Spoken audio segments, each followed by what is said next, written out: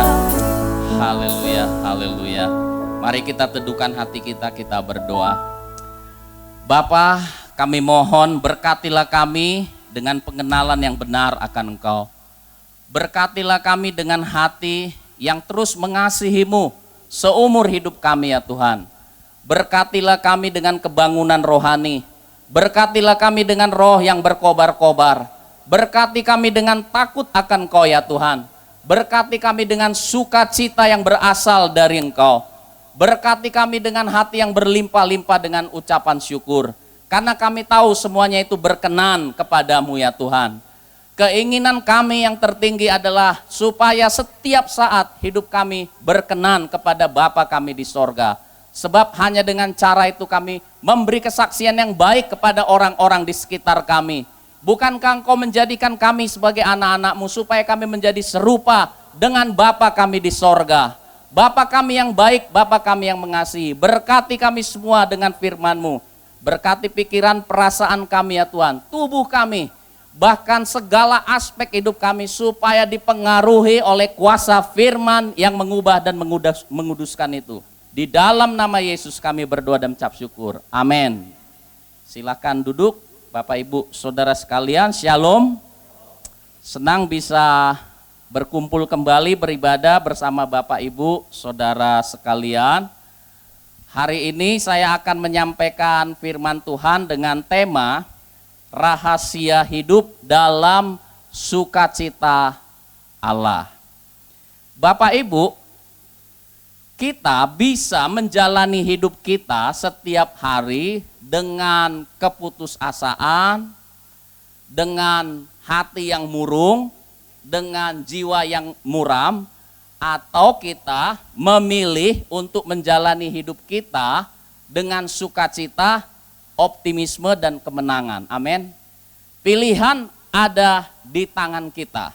Tetapi tahukah Bapak Ibu Saudara bahwa Allah sebenarnya menghendaki agar kita selama hidup di dunia ini selalu menjalani kehidupan kita setiap hari dengan sukacita yang berasal dari Dia.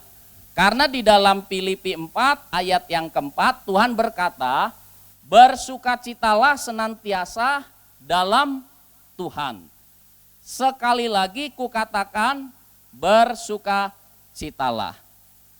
Nah, sukacita yang dimaksud dalam ayat ini bukanlah sukacita yang berasal dari diri kita sendiri.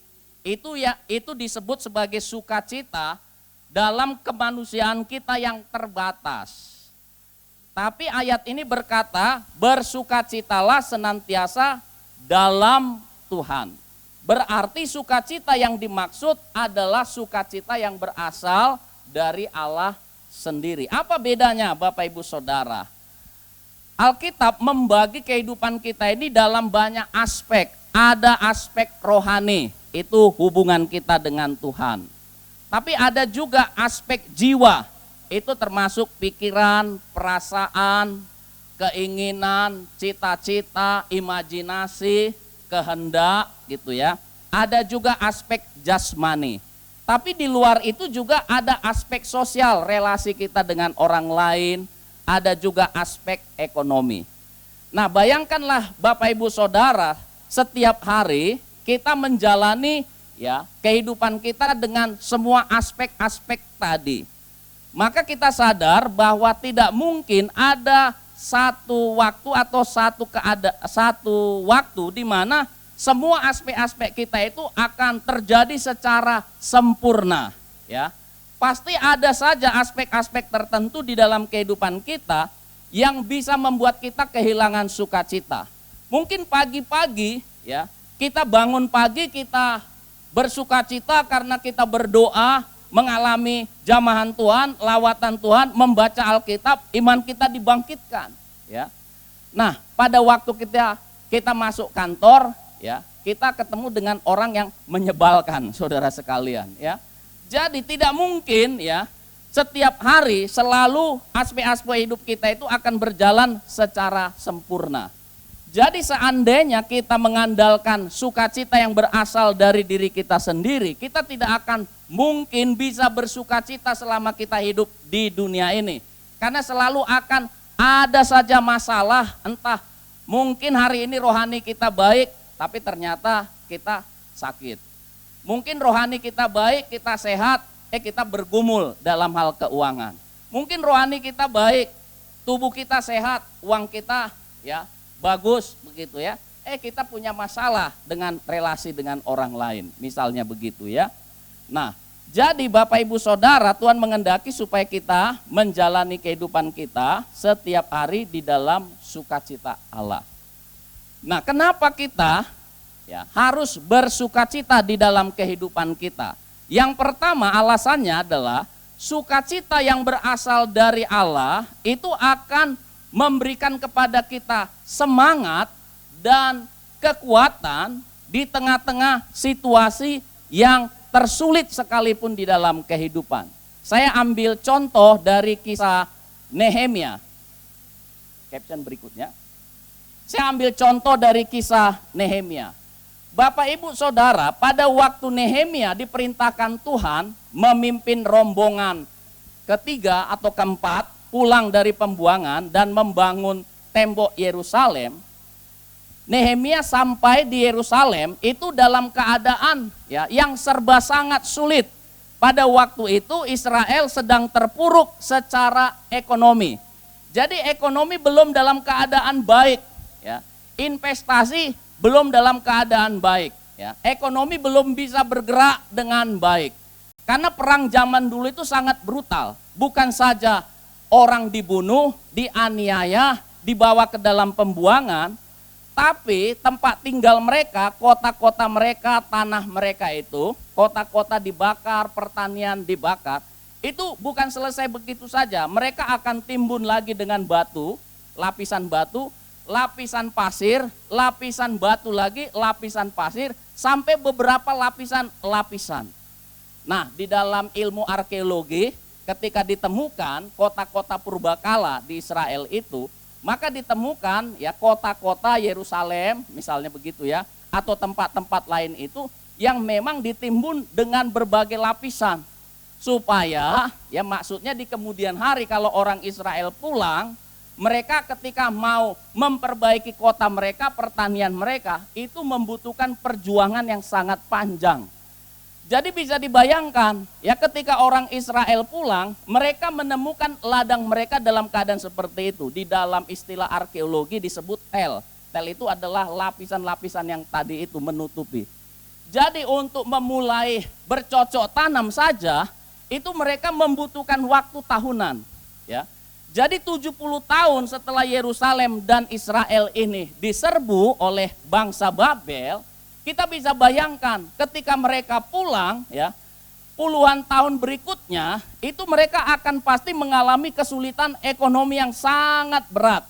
Jadi Nehemia ini pulang dalam keadaan seperti itu, ekonomi belum pulih ya.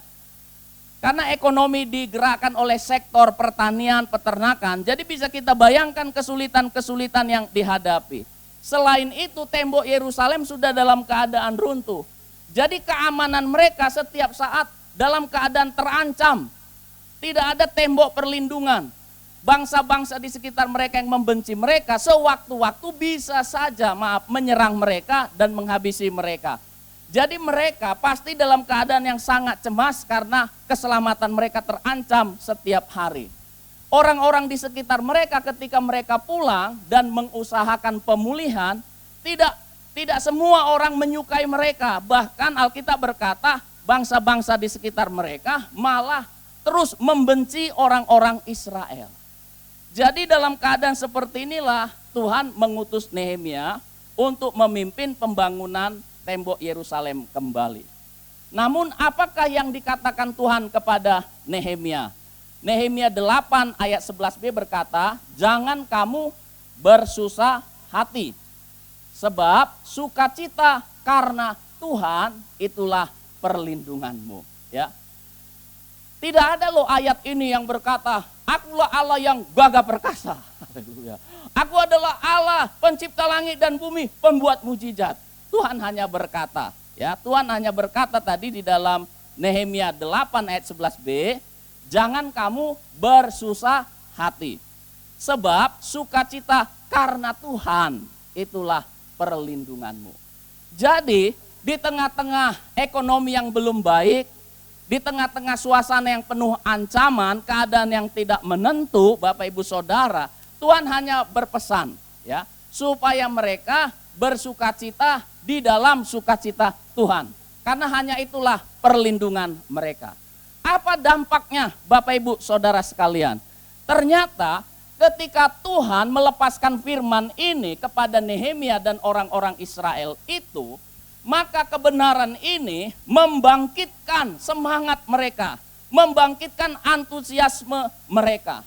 Sekarang mereka mendapatkan semangat dan kekuatan untuk apa? Melanjutkan perjuangan mereka yang tidak mudah. Wah, dahsyat sekali ya. Tuhan tidak berkata, akulah Allah pembuat mujizat. Tidak begitu Bapak Ibu Saudara. Dia hanya berkata supaya jangan kamu bersusah hati sebab sukacita dari Tuhan itulah perlindunganmu. Dan ketika Tuhan berbicara seperti itu, ya, ada kekuatan baru, ada semangat, ya, ada antusiasme, dan mereka mendapatkan kekuatan ekstra, kekuatan ilahi untuk mereka akhirnya, ya, semangat, ya, melanjutkan perjuangan mereka. Dan apa akibatnya? Akhirnya mereka berhasil membangun tembok Yerusalem. Padahal tembok Yerusalem itu sudah runtuh lebih dari 70 tahun. Artinya bukan tidak ada orang-orang sebelum Nehemia yang datang berusaha membangun kembali tembok Yerusalem. Tapi mereka tidak berhasil. Puluhan tahun lamanya perjuangan mereka tidak berhasil. Karena apa? Mereka belum menemukan kunci dalam perjuangan mereka. Tuhan hanya memberi satu kunci kemenangan, yaitu apa? Bersukacita di dalam Tuhan. Jadi di tengah-tengah situasi yang sangat sulit, Bapak Ibu Saudara, di tengah-tengah perjuangan yang panjang, kadangkala bukan karena Tuhan tidak mampu membuat mujizat. Dia Allah yang Maha Kuasa, Dia sanggup melakukan segala sesuatu. Tapi kadangkala Tuhan hanya meminta supaya kita apa? Bersukacita di dalam Dia. Amin. Ya. Karena sukacita yang dari Tuhan itu ternyata memberikan antusiasme, memberikan kekuatan, memberikan semangat kepada kita, memberikan roh yang berkobar-kobar. Sehingga kita bisa berjuang ya tanpa henti di tengah-tengah tantangan yang berat dan akhirnya kita berhasil dalam perjuangan. Ketika tembok Yerusalem dipulihkan, otomatis ekonomi juga dipulihkan. Amin. Perhatikan Bapak Ibu Saudara orang-orang di sekitar kita yang memilih untuk menjalani hidup mereka setiap hari dengan hati yang murung, jiwa yang muram. Kita lihat, justru mereka lemah dan tidak berdaya ketika menghadapi berbagai tantangan. Ya. Orang-orang yang mengeluh di sekitar kita, mereka pasti justru menjadi makin penat, makin lemah, ya. Mereka akhirnya melihat seolah-olah ya persoalan mereka itu lebih besar dari persoalan-persoalan semua manusia di dunia ini, gitu ya. Seolah-olah mereka tidak lagi ya mempunyai kekuatan untuk menyelesaikan perjuangan dalam kehidupan mereka. Akhirnya mereka tidak mencapai apa-apa dalam kehidupan ini. Bukankah Amsal 24 ayat 10 berkata, jika engkau tawar hati pada masa kesesakan, kecillah kekuatanmu. Haleluya. Ya. Bapak Ibu, ya kami dipimpin Tuhan untuk memulai sebuah pelayanan baru di pinggiran kota Bandung, gitu ya. Namanya pelayanan, pasti kita berdoa minta hal-hal besar, amin. Ya. Awalnya dimulai dari 4 jiwa, ya. 4 jiwa kan berdoa, Tuhan lipat gandakan, buat mujizat lain sebagainya. Mulailah Tuhan tambahkan. Ya dari 4-10 kemudian lebih dari 100 orang. Tapi persoalannya tempat ibadahnya kapasitasnya itu cuma 52 orang. Ya. Jadi Tuhan jawab ini, ya. Tuhan jawab lebih dari 100 orang di sebuah tempat yang kapasitasnya 52 orang. Kebayang nggak Bapak Ibu Saudara? Oh di sini puji Tuhan tertib pakai masker, Saudara. Kalau di tempat kami itu aduh nggak ada yang pakai masker lagi. Ya, udah batuk-batuk, udah demam. Oh puji Tuhan, udah berair mata saudara. Saya di sampingnya, ya. Nah gitu. Suara, volume suara kan makin tinggi. Ya. Tahukah Bapak Ibu Saudara? Ya, tadinya kan saya minta supaya Tuhan ya melipat gandakan, dijawab kan, benar? Tapi saya jadi makin cemas. Pertama orang kagak tertib pakai masker, udah diumumin cemas, saudara. Ya, udah begitu, volume suara kan makin tinggi. Ya, itu di komplek, komplek yang dekat perkampungan begitu. Kebayang nggak? Ya sentimen orang di sana, gitu ya. Nggak mudah kan? Jadi sesudah jemaat atau orang yang hadir lebih dari 100 orang, biasanya kan hamba Tuhan sukacita kan. Saya kalau berangkat itu dengan cemas. Kok jadi cemas gitu ya, jadi takut ya. Satu kali di rumah istri saya bangun tengah malam, Pak Pi, saya juga belum tidur gitu, jam 2 subuh itu ya, kok mami cemas ya. Ya, jadi kita ini ya anak-anak Tuhan ini aneh loh. Ya, jadi kita minta yang halal besar, Tuhan jawab ya. Tapi kadang kala itu kita bukannya bersuka cita gitu loh ya, malah kita jadi takut, jadi cemas ya. Saudara, yang lain mulai datang. Ketika saya mulai takut, cemas, mulai datang saudara pikiran-pikiran negatif. Waduh, gimana ya kalau kami sementara menyembah tetangga lemparin batu. Ya, udah begitu ada temannya saya undang, dia memang gak ke gereja, saya undang saudara, kali itu doang dia datang, terus berikutnya gak mau lagi. Saya tanya kenapa, lalu dia bilang, saya lihat itu tempat ibadahnya Pak Peri gak ada pintu belakang katanya. Lo maksudnya gimana? Lah kalau digerebek gimana kita katanya. Ya, aduh, saya benar-benar kehilangan sukacita di situ benar. Wah, cemas, takut saudara sekalian ya. Dan itu berminggu-minggu, lebih dari 1 bulan. Jadi saya pun harus berjuang ya. Tadinya kan saya pikir kalau Tuhan melipat gandakan pelayanan jadi maju, saya akan sukacita luar biasa. Tapi ya, sementara Tuhan jawab, yang negatif datang dalam pikiran Bapak Ibu Saudara. Jadi banyak pencuri-pencuri sukacita dalam kehidupan kita ya. Jangan berpikir bahwa kalau doa kita dijawab, kita pasti akan hidup dalam sukacita Allah. Belum tentu. Ya. Nanti ketika doa kita dijawab, saudara, kita akan tahu siapa diri kita. Jadi saya berdiri di mimbar, saya bilang, saya baru sadar, saya kira saya orang yang beriman luar biasa. Saya orang rapuh.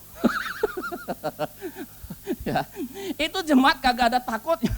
Ya. Tapi saya sendiri jadi takut, jadi cemas. Nah, Bapak Ibu Saudara, waktu saya takut, cemas ya, saya jadi sulit berdoa ya. Walaupun jemaat banyak saudara, saya kok kehilangan semangat. Ya, kehilangan semangat. Oh, saya mengerti sekarang. Sukacita itu ya mengenyahkan keluh kesah, memberikan semangat, antusiasme, membuat roh kita berkobar-kobar. Saya minta ampun lagi sama Tuhan. Ampuni saya Tuhan. Ya. Nah, orang Israel dalam zaman Nehemia ini diberi sukacita, Bapak Ibu Saudara, ya. Di tengah-tengah keadaan yang tak menentu, penuh tantangan, kadangkala Tuhan hanya memberi kunci untuk kemenangan pada kita, yaitu apa? Sukacita dari Dia. Haleluya. Yang kedua, selain sukacita itu memberi semangat dalam perjuangan, membuat kita antusias, ya. Sukacita dari Tuhan itu ternyata berefek positif ya, membuat tubuh kita itu kuat dan sehat. Haleluya. Ya. Nah, ini ada satu kisah Bapak Ibu Saudara. Elia itu kan nabi yang luar biasa. Alkitab mencatat ada 7 kali mujizat yang dilakukan Nabi Elia. Lalu dia merekrut Elisa. Elisa mendapat urapan double porsi. Memang kalau kita hitung 14 mujizat. Jadi Elia 7 yang dicatat, Elisa 14 mujizat. Elia ini kan nabi yang luar biasa. Nah, satu kali Tuhan memberikan kemenangan kepada Elia, mengalahkan nabi-nabi Baal di Gunung Karmel, dengan cara yang sangat spektakuler. Ya. Bayangkanlah ketika nabi-nabi Baal berdoa tidak terjadi apa-apa. Elia berdoa, ya, dia potong persembahan, ya, ditaruh di atas batu, lalu disuruh menuangi dengan air sampai banjir, Bapak Ibu Saudara. Dan itu terlihat mata jasmani semua orang. Lalu Elia berdoa supaya Tuhan menjawab dia dengan api, disambar oleh api Tuhan. Kan dahsyat itu, ya.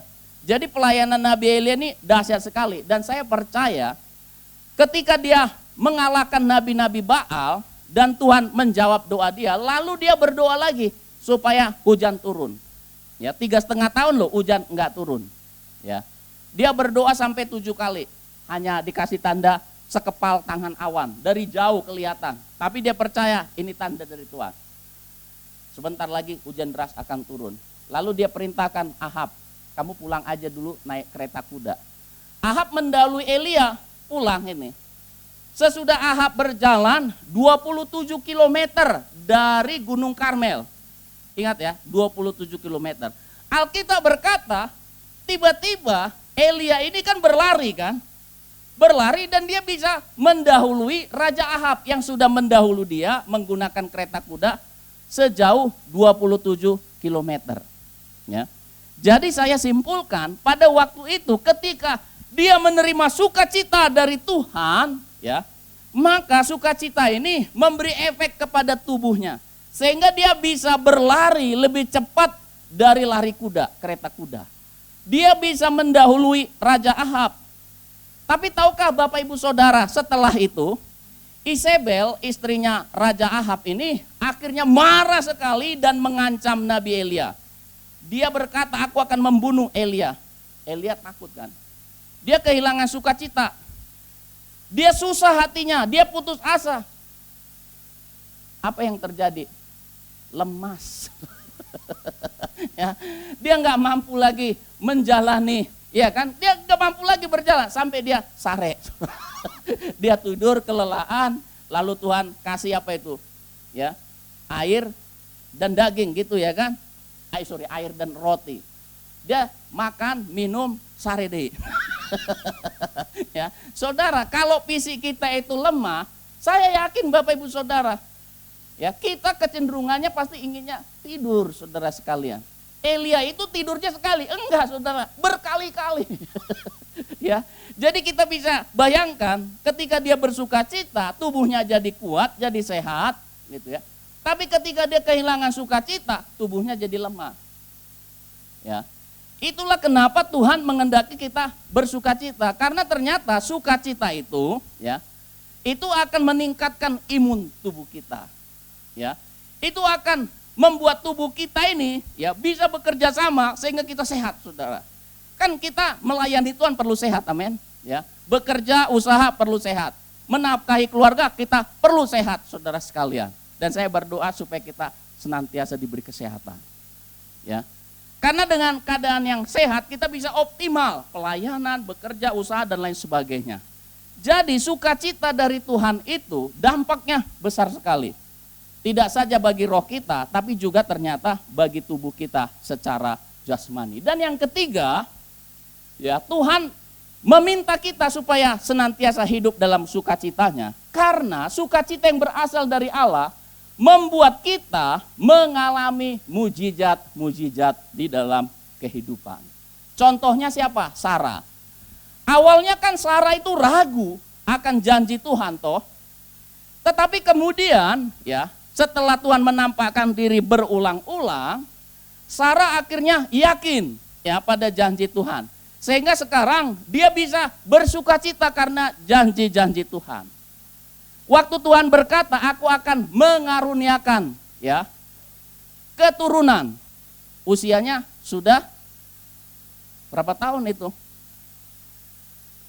65. Karena 25 tahun kemudian baru dia punya anak. Jadi maaf, sudah menopause. Secara medis, secara fisik tidak bisa lagi ya melahirkan anak atau keturunan. Ya. Dokter sehebat apapun tidak mungkin lagi menolong dia seandainya ada pada waktu itu. Nah, itu sebabnya ketika Tuhan menjanjikan supaya mereka punya keturunan, Sarah ya wajar seperti kita. Dia kan manusia biasa seperti kita. Dia punya akal budi. Gimana sih saya bisa punya anak usia 65 tahun? Geus menopause. Nini cing aki-aki. Ya, mana mungkin gitu ya. Tapi kan Tuhan itu luar biasa. Dia sabar kan? Jadi kalau ada saudara-saudara seiman kita beritain Injil, kita besarkan hatinya, dia masih keras, ya sabar aja.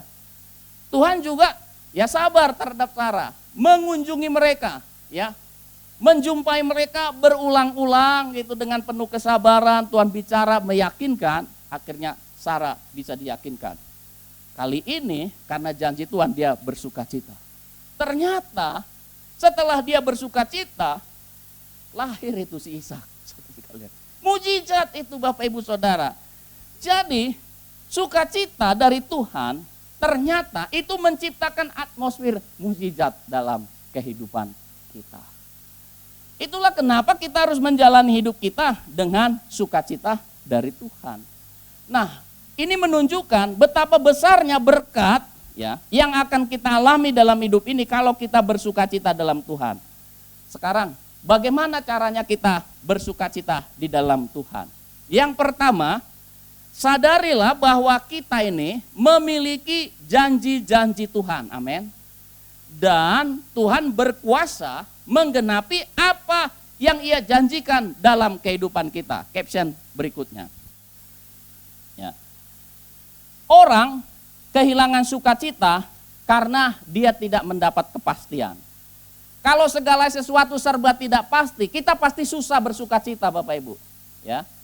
Kalau ada seorang gadis gitu ya, pacaran gitu ya kan, lalu ditanya itu sama cowoknya gitu ya, kapan kamu mau datang ke rumah ngelamar gitu ya.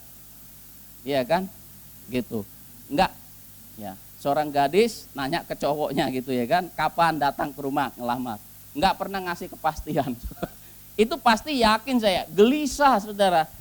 Ya, dia enggak mungkin bisa bersukacita, ya. Kita bisa bersukacita kalau kita punya kepastian. Semua hal yang tidak pasti ini justru membuat kita kehilangan sukacita. Nah sekarang kalau kita tahu ya bahwa janji Tuhan itu kan hal-hal yang pasti akan terjadi, amin. Karena bukan saja dia berjanji tapi dia berkuasa menggenapi apa yang dia janjikan, berarti kan pasti. Karena janji Tuhan dan kuasanya untuk menggenapi apa yang dia janjikan adalah kepastian, ya Bapak Ibu Saudara. Maka ada alasan untuk kita bersukacita, ya. Nah kita lihat contoh ya. Ini saya ambil contoh lagi dari kehidupan Abraham dan Sarah. Tuhan memanggil Abraham pada waktu dia usia 75 tahun. Beda 10 tahun dengan si Sarah. Ya. Tuhan berkata, ini janji Tuhan loh. Di Ibrani 6 ayat 14 dikatakan begini katanya. Sesungguhnya aku akan memberkati engkau berlimpah-limpah dan akan membuat engkau sangat banyak. Jadi ada dua janji Tuhan. Siapa yang berjanji? Tuhan. Kalau Tuhan berjanji, dia berkuasa menggenapi apa yang dia janjikan. Berarti ada kepastian. Itu sebabnya di Ayub dikatakan, ya, aku tahu bahwa engkau sanggup melakukan segala sesuatu dan tidak ada rencanamu yang gagal. Waktu Tuhan berjanji kepada Abraham dan Sarah, usia mereka 75 dan 65 tahun. Jadi dalam bayangan saya ketika Tuhan memanggil Abraham dan Sarah, mereka itu belum dalam keadaan punya kelimpahan. Ya. Ya sama saja seperti orang yang baru merantau. Itu kan Abraham itu menyeberang ya dari tanah Ur gitu ya. Lalu kemudian ke Kanaan ya, kebablasan ke Mesir, balik lagi ke Kanaan gitu ya. Waktu dia memulai perjalanan karir imannya, dia itu belum dalam keadaan berkelimpahan Bapak Ibu Saudara. Apakah janji Tuhan ini digenapi Bapak Ibu? Kita membaca kisah kehidupan Abraham. Abraham diberkati secara berlimpah-limpah. Memang kekayaannya tidak dihitung dengan uang seperti kita sekarang. Tapi Alkitab berkata dia punya emas, perak, banyak ternak, budak-budak, bahkan dia membeli tanah yang disebut daerah Gua Makpela. Jangan dikira Gua Makpela teh satu kawasan kecil atau satu lokasi kecil, ya. Itu tuh satu wilayah yang luas. Kalau sekarang saya istilahnya Abraham jadi tuan tanah, ya. Dia jadi tuan tanah, gitu, ya. Tuhan yang menjanjikan dia. Tuhan berkata, aku akan memberkati engkau berlimpah-limpah. Dan janji yang kedua kepada Abraham dan Sarah, aku akan membuat engkau sangat banyak. Ini yang paling sangat tidak mungkin, ya. Karena mereka sudah sangat tua, secara fisik dan medis tidak mungkin lagi punya keturunan. Tapi apa yang terjadi Bapak Ibu Saudara? Tadi saya sudah katakan, pada akhirnya Abraham dan Sarah dikaruniai seorang anak laki-laki yaitu Ishak, dan dari situlah akhirnya lahir nenek moyang orang Israel, Yakub, dan kemudian 12 ya anak Yakub yang menjadi cikal bakal 12 suku orang Israel.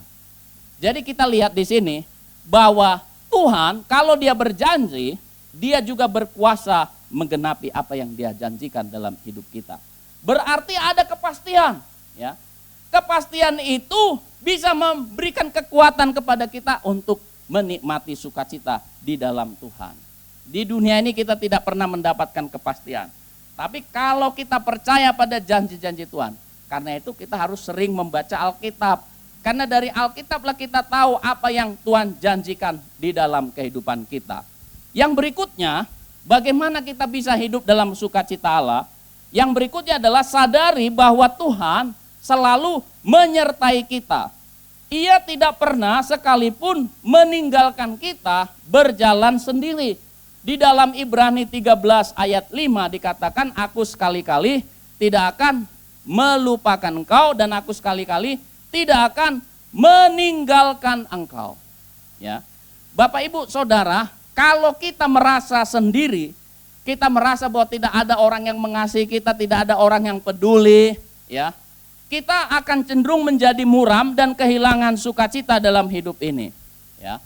Tapi kalau kita percaya bahwa Tuhan menyertai kita, bahwa kita tidak berjalan sendiri, itu lebih mudah untuk kita hidup di dalam sukacita. Dan Tuhan berjanji, aku sekali-kali tidak akan meninggalkan engkau, aku sekali-kali tidak akan melupakan engkau.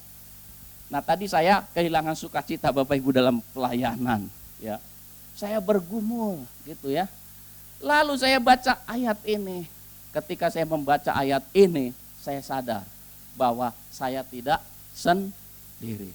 Tuhan menyertai, Tuhan tidak meninggalkan. Ketika saya tahu, ketika saya pelayanan, Tuhan pasti menyertai, dia pasti menolong gitu ya Bapak Ibu Saudara. Saya akhirnya mudah untuk apa? Untuk melepaskan ketakutan, kecemasan, kekhawatiran. Sehingga sekarang saya lebih mudah mengalir dalam pujian penyembahan. Saat pujian penyembahan, saya bisa menikmati sukacita, menikmati hadirat Tuhan. Dan yang terakhir Bapak Ibu Saudara, bagaimana kita mengalami sukacita dalam Tuhan? Yang terakhir ini sangat penting. Hiduplah rendah hati dan sungguh-sungguhlah mencari Tuhan. Karena dialah sumber sukacita yang sejati dalam hidup kita. Orang yang merasa sombong bahwa dirinya mampu dan tidak butuh pertolongan orang lain, itu akhirnya membuat dia lebih mudah berselisih, kehilangan banyak relasi dengan orang lain, akhirnya dia kehilangan sukacita. Tapi kalau orang yang rendah hati, bukan saja dia banyak sahabat, gitu ya, Tuhan sendiri berkata ya bahwa dia bergaul karib dengan orang-orang yang rendah hati.